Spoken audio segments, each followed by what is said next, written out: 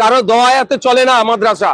এই মাদ্রাসা সম্পর্কে বাজে মন্তব্য করার আগে আপনারা দু চারবার ভাববেন। বিজেপি সাংসদ জ্যোতির্ময় সিং মাহাতো তিনি বলছেন যে মাদ্রাসায় মোল্লা তৈরি হয়, মাদ্রাসা রাখা যাবে না, মাদ্রাসা বন্ধ করে। ওনার মাদ্রাসা সম্পর্কে জ্ঞান নাই। যদি মাদ্রাসায় মোল্লা তৈরি করে, যদি ওনার ভাষাই বলছি, মাদ্রাসা প্রায় 40 থেকে 40% অ্যাভাব নন মুসলিম টিচার আছে, 18 to 20% নন মুসলিম স্টুডেন্টস আছে। কি বলবেন উনি? জ্যোতির্ময় সিং মাহাতো সাহেবকে ভেসে থাকতে হবে খবরে, এই জন্য অবাঞ্ছিত কথা বলছে। কারো দোয়ায়াতে চলে না মাদ্রাসা। আর্টিকেল 30 সামনে রেখে মাদ্রাসা চলে। সুতরাং আমি অনুরোধ করব, এই মাদ্রাসা সম্পর্কে বাজে মন্তব্য করার আগে আপনারা দু চারবার ভাববেন। ইতিহাস দেখবেন, ঠাকুর বাড়ির ইতিহাস। একটা সময় তাকে শিক্ষা প্রতিষ্ঠানে পড়তে দেওয়া হয়নি, সে মাদ্রাসা থেকে তিনি শিক্ষা অর্জন করেছিলেন। শুধুমাত্র বাজার গরম করবে, ভেসে থাকবে, এই জন্য এই ধরনের মন্তব্য করছে। এই অবাঞ্ছিত মন্তব্যে ধিক্কার জানাচ্ছি। রাজ্যের উপমুখ্যমন্ত্রী অগ্নিমিত্রা পাল তিনিও বলছেন মাদ্রাসা থেকে ইঞ্জিনিয়ার ডাক্তার হয় না। আমার রাজ্যের উপমুখ্যমন্ত্রী আছে বলে আমার জানা নাই। উনি একটা দপ্তরের মন্ত্রী, এর আগেও বলেছিল এই কথা, আমি আবারও বলছি, লিস্ট করতে বলুন ওনাকে, আমি শয়ে ওনাকে উদাহরণ দিয়ে দেবো। ইঞ্জিনিয়ার হয়েছে, ডক্টর হচ্ছে, আইপিএস হয়েছে, বিসিএস হয়েছে, মাদ্রাসা পড়া আমি দিয়ে দেবো। আর দ্বিতীয় কথা বলবো, ওনার এত বুকে ব্যথা কেন? ওনাকে প্রশ্ন করুন, কাশ্মীরে বৈষ্ণব দেবীর ট্রাস্টের মাধ্যমে যে মেডিকেল কলেজটা চলতো, 50টা সিটের মধ্যে সম্ভবত 46 জন কাশ্মীরের মুসলিম, ধর্মীয় পরিচয়, আমি কোনোদিন ধর্মীয় পরিচয় নিয়ে কথা বলি না, কিন্তু বলতে আজকে বাধ্য হচ্ছি, 46 জন মুসলিম ছেলে নিট পাস করে সেখানে সুযোগ পেয়েছিল। ওই 46 জন মুসলিম ছেলে ডক্টর হচ্ছে কেন? ওই বৈষ্ণব দেবীর ট্রাস্টের মাধ্যমে চলছে, সেই জন্য ওই শিক্ষা প্রতিষ্ঠানের সার্টিফিকেটটাই বাতিল করেছে বিজেপি সরকার। এরা মুসলমানদের নিয়ে ভাবছে। 2-4 দিন ব্রেকিং আসবে, তারপরে চাপা পড়ে যাবে। ইতিপূর্বে ইডি সিবিআই এর হাতে যে সমস্ত মামলা আছে, গরু পাচার, কয়লা পাচার, বালি চুরি, শিক্ষক নিয়োগের দুর্নীতি, একাধিক বিষয়, সেই বিষয়ে যদি সদার্থক ভূমিকা নিত, তাহলে আজকে আর এই সিআইডি গিয়েছে এটা ব্রেকিং করতে লাগতো না। শুধুমাত্র জনমানুষে এটা দেখানো হবে যে বর্তমান রাজ্য সরকার বিশাল ব্যবস্থা নিচ্ছে, এই করছে সেই করছে, সিবিআই পাঠিয়ে দিয়েছে। এর থেকে বেশি কিছু দেখছি না আমি। সেই কোনো না কোনো জায়গায় একটা টপ লেভেলের সেটিং এর গন্ধ পাচ্ছি। কারণ কালীঘাটের কাকুর ভয়েস টেস্ট এখনো পাবলিশ হলো না। মামলাটা ছিল সেন্ট্রাল এজেন্সির হাতে। তখন কিন্তু শুভেন্দু বাবুর, যে বর্তমান রাজ্যের মুখ্যমন্ত্রীর, বিগত দিনে তিনি লিডার অফ অপোজিশন ছিলেন, একটাও শব্দ খরচ করতে শুনিনি। সুতরাং এই সিআইডি পার্টি যে বেশ কিছু হয়ে যাবে, এটা আমি বিশ্বাস করতে পারছি না।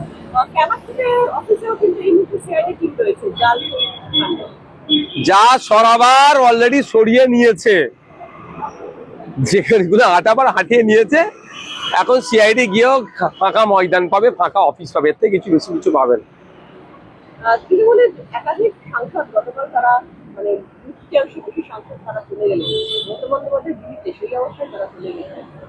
দেখুন, তৃণমূল কংগ্রেস যে পাপটা করেছে, সে পাপের ভাগিদারি তাদেরকে এখন হতে হবে। পাপের অভিশাপটা পড়ছে।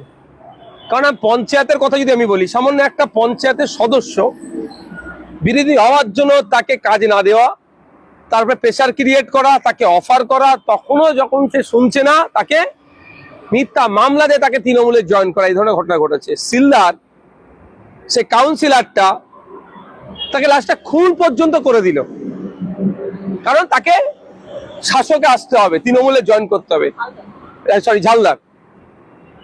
তো আজকে সেই দিন দেখতে হচ্ছে তৃণমূলকে তাদের সুপ্রিমোর নির্দেশ তারা মানছে না, মানে কি পাপ করেছিল, এখন সেটা ফল ভুগতে হচ্ছে।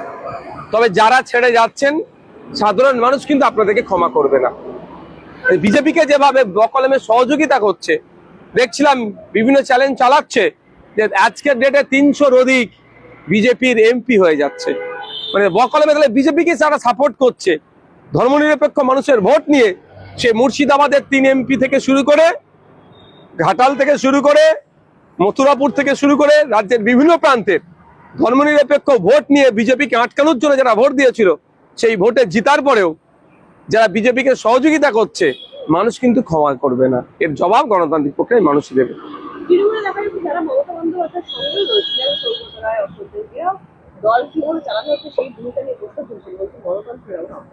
এতদিন পরে তারা অনেক সিনিয়র মোস্ট, অশোকবাবু আমাদের অ্যাসেম্বলির গত সেশন মানে গত বিধানসভা থেকে আমি ওনাকে, আমার সাথে দেখা হলে আমি স্যার কেমন আছেন, উনি কেমন আছো, মানে যথেষ্ট সেই জায়গা থেকেও দাঁড়িয়ে বলছি এত ওনারা সিনিয়র মোস্ট পলিটিশিয়ান। এখন মনে পড়ছে এগুলো একটা সরকার পরিবর্তন হয়ে যাওয়ার পরে? ওনাদের তো 17তম বিধানসভা যখন চলছিল তখন কথা বলা দরকার ছিল অন্তত, যে এইভাবে চলতে পারা যায় না, দলে গঠন তো গণতন্ত্র নাই। যেই সরকারের বিপর্যয় হয়েছে সব অভিষেক বাবু মমতা ব্যানার্জির দোষ হয়ে গেছে বলে এড়িয়ে গেলে হয় না। আপনারা চুপ ছিলেন, আপনাদেরকেও তাহলে দোষ আপনাদের ঘাড়েও বর্তায়। আজকে সৌমিত পাত্র যিনি উড়িষ্যার CM তিনি বলছেন যে চার ধামের মধ্যে চার ধাম মানে জগন্নাথ ধাম, দীঘাকে কখনোই ধাম বলা যাবে না, মানে সেই জায়গা থেকে ধাম শব্দ জীবনকে জগন্নাথ মন্দির রয়েছে সেখান থেকে আমি এটা যখন দীঘায় জগন্নাথ ধাম বা কালচারাল সেন্টার তৈরি করতে চাইছিল আমি কথা বলেছিলাম, তখন সম্বিত পাত্র মহাশয় এটা মনে হচ্ছিল ঘুমাচ্ছিল। আমি বলেছিলাম প্রত্যেকটা ধর্মস্থানের আলাদা আলাদা গুরুত্ব আছে, সেই গুরুত্বটা কোনোভাবে নষ্ট করা যায় না। কালকে এইভাবে আমি বলেছিলাম, কালকে মমতা ব্যানার্জি যদি বলে গরিব মানুষদের জন্য একটা মক্কা শরীফ এখানে বানিয়ে দেবো, হজ করতে গরিবরা যেতে পারছে না, এখানে করবে হজ, এটা যেমন মেনে নেওয়া যাবে না, ঠিক উড়িষ্যার জগন্নাথ মন্দিরের যে ঐতিহ্য সেটাকে এইটা করার জন্য সেটা খরচ হচ্ছে, এটাকে আমি মানি না। মানে এটা বন্ধ করা দরকার, আমি অনেক আগে বলেছিলাম বিষয়, এখন দেখার বিষয় সেটা কি হয়।